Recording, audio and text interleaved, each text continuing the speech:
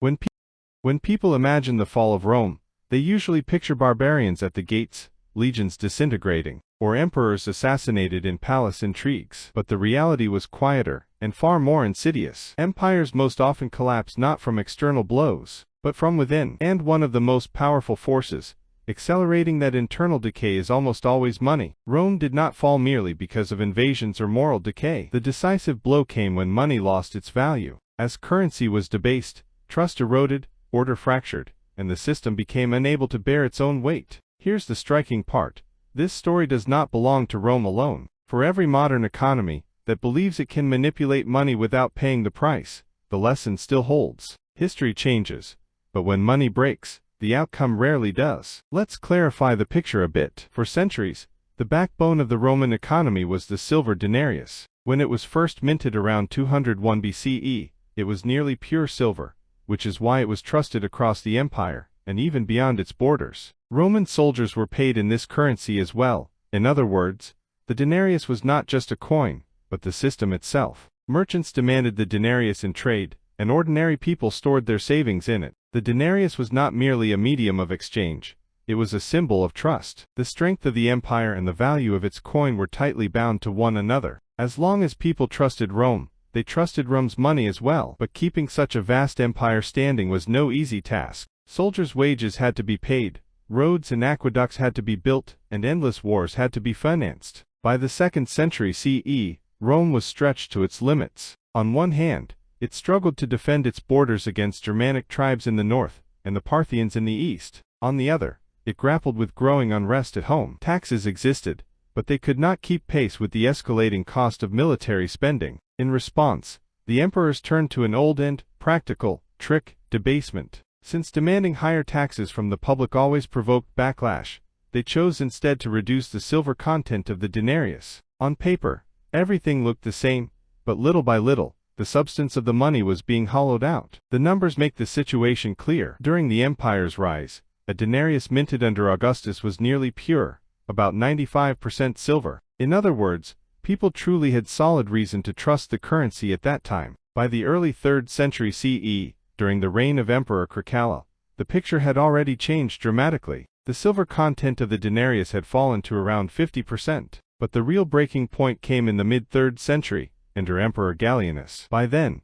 the denarius contained less than 5% silver. A coin that had once been almost entirely silver was now, in reality, little more than bronze, coated with a thin layer of silver. The denarius still circulated under the same name, but it was no longer the old denarius. Its intrinsic value was gone, only the appearance remained. People could see this change with their own eyes, and feel it in their pockets. And inevitably, inflation came knocking. With money no longer anchored to real value, prices began to rise rapidly. What once could be bought with a single denarius soon cost dozens of denarii. This was not an abstract economic theory confined to textbooks. It was a very real crisis felt in the marketplace, at the bakery, and in soldiers' pay. For ordinary Romans, life was suddenly turned upside down. The same money still existed, but it was no longer enough for anything. Soldiers began demanding higher pay just to keep up with the rising cost of living. Merchants, meanwhile, grew reluctant to accept coins whose value was constantly eroding.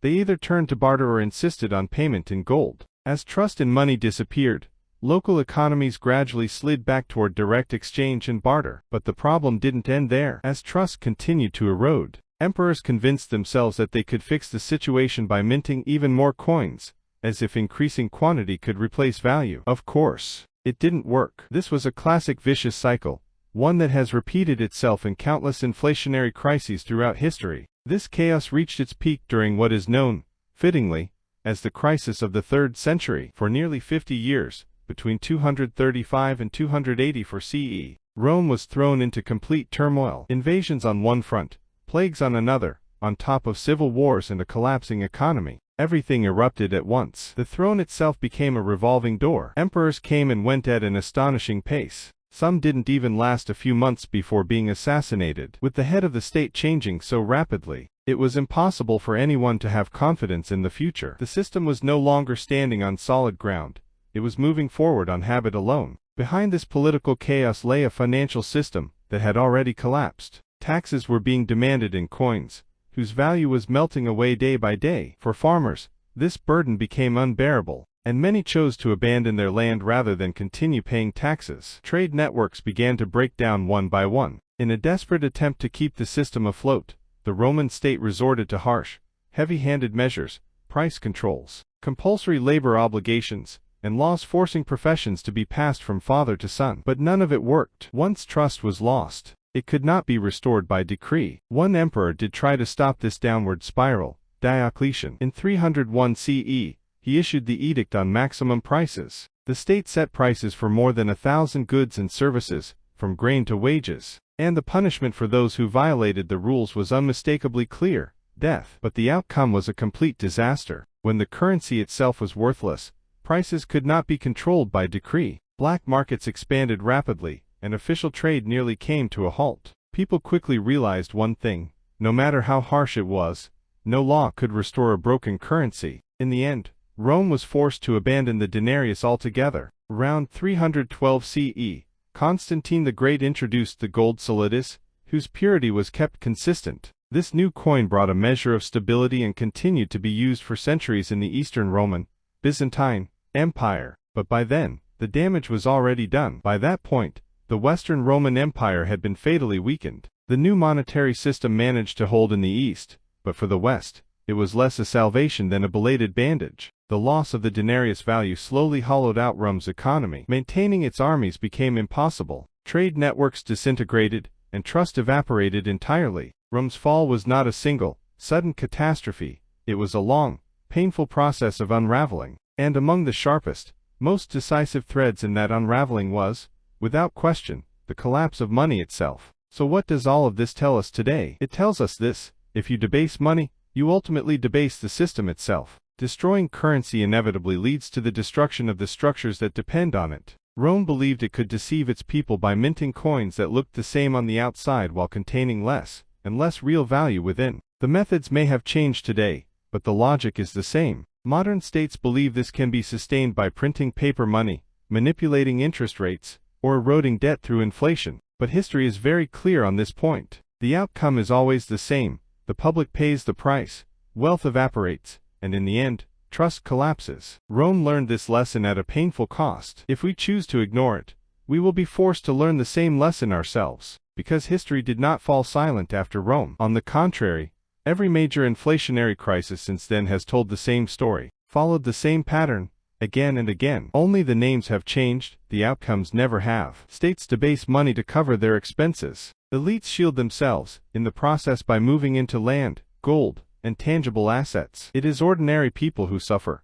Purchasing power erodes, and poverty deepens. Rome's monetary crisis was not just an early example of this dynamic, it was almost a perfect first draft, a template for nearly every collapse that followed. By the 20th century, these echoes were no longer just audible, they were deafening. After the First World War, Germany was burdened by the Treaty of Versailles with war reparations that were nearly impossible to bear. The state's coffers were empty, but the debts remained. And so, a familiar path was chosen once again: printing money. Just as Rome once tried to postpone its problems by minting more coins, the German government believed it could paper over its debts with banknotes. Marks were printed and released into circulation, and at first, everything seemed manageable. But this was only the quiet beginning of the storm that was about to break. By 1923, things had completely spiraled out of control. Hyperinflation could no longer be restrained. A loaf of bread that could be bought for 1 mark before the war cost dozens of marks.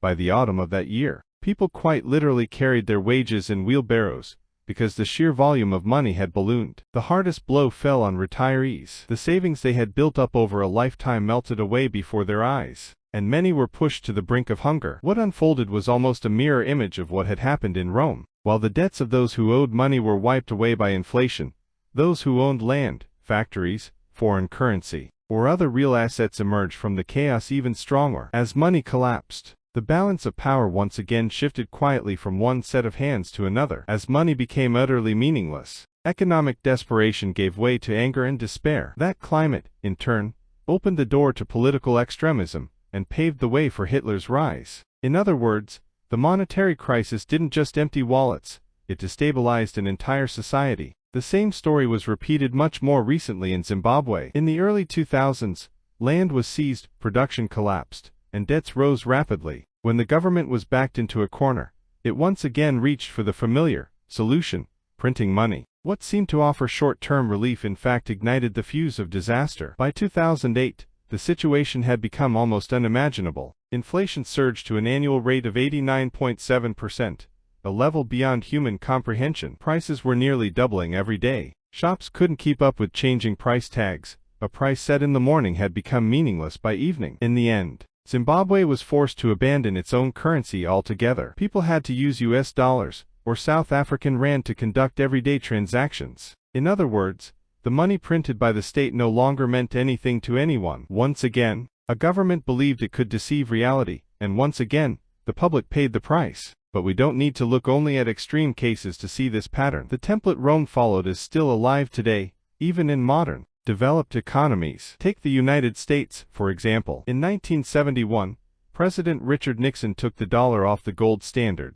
severing the last remaining link between money and a tangible anchor. From that moment on, the dollar became what economists call fiat money, a currency that derives its value not from gold, but from trust in the state. And just as in Rome, once that point was reached, the temptation to spend far beyond real means became almost irresistible. When printing money became easy, limits began to blur. Over the following decades, debts ballooned, the money supply expanded relentlessly, and inflation became a constant background hum of everyday life. We may not have seen people hauling money in wheelbarrows, but we have all felt purchasing power slowly slipping away. What $1 could buy in 1971 now requires more than $6 to purchase today. Coins still look the same, and so do banknotes. From the outside, everything appears to be in order, but the substance has changed. Just like Rome's denarius, the real value inside money has been hollowed out over time. The appearance remains, but the meaning is steadily fading. The trick itself never really changes. Governments present inflation as growth. When wages rise, they sell it as proof of prosperity. Even as the cost of living climbs much faster, consumption fueled by debt is marketed as investment. When stock markets rise, it is often presented as if everyone is getting richer, yet most people either own no stocks at all, or only a negligible amount. And just like the Roman emperors once did, authorities act as if nothing is wrong. In reality, a little more value is quietly siphoned from every coin, every banknote, and every paycheck. On the surface, order appears to hold. Behind the scenes, money is slowly hollowed out. What makes the situation truly dangerous today is that it is unfolding on a global scale. Rome's collapse was an empire-wide crisis. Weimar Germany's hyperinflation was a national catastrophe. Zimbabwe's was local. But today, nearly the entire world rests on fiat currencies, massive debt, and central banks ready to print trillions at the slightest tremor. This means the next collapse will not be confined to a single empire or a single country. It will spread in waves, affecting everyone. And if history truly teaches us anything, tells us that the cost will once again be paid by the wrong people,